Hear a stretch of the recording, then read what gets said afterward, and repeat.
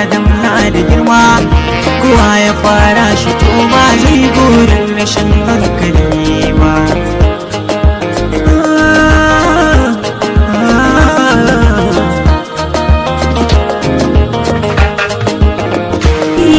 Kina ganin na makance soyayyar ki ta firgita ni, na kasa bambance safe da rana, kafafuwa sun yi rauni.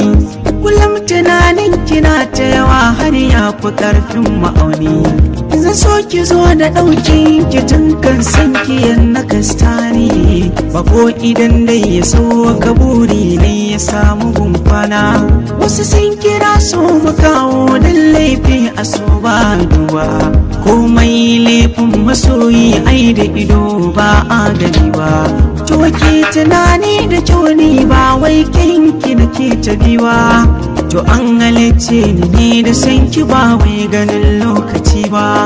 Laifi rashin furta sogun wanda ka so shi fili da koya, a ci rashin karɓuwar ka ga wanda ka so shi ya juya baya.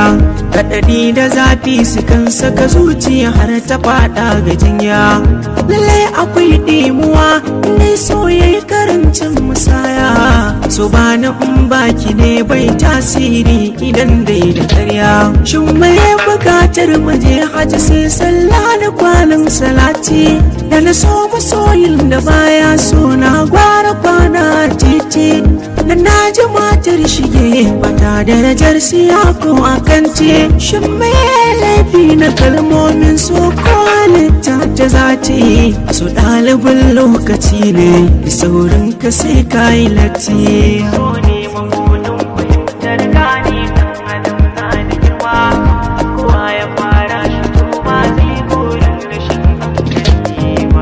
Kin ga ai babu kowa a zuciya tan ban da ke, bana fahimtar bayani ko wanne idan babu ke. In na yi rashin sukuni tabbas na yi nisa da ke, me zan yi ne don ki yarda da ni mai son ki ne so na tsantsa. Na baki fin da ATM na kuɗi ko na waje ki motsa, na baki waya ta ki bincika ko wacce falda ki kusa. Sai ta bincika ta na yarda a ko'ina in na motsa, ke ce cikin zuciyata daga ke bana kulla kowa. Muri nake ki fahimta ni ma ki dan ban kulawa.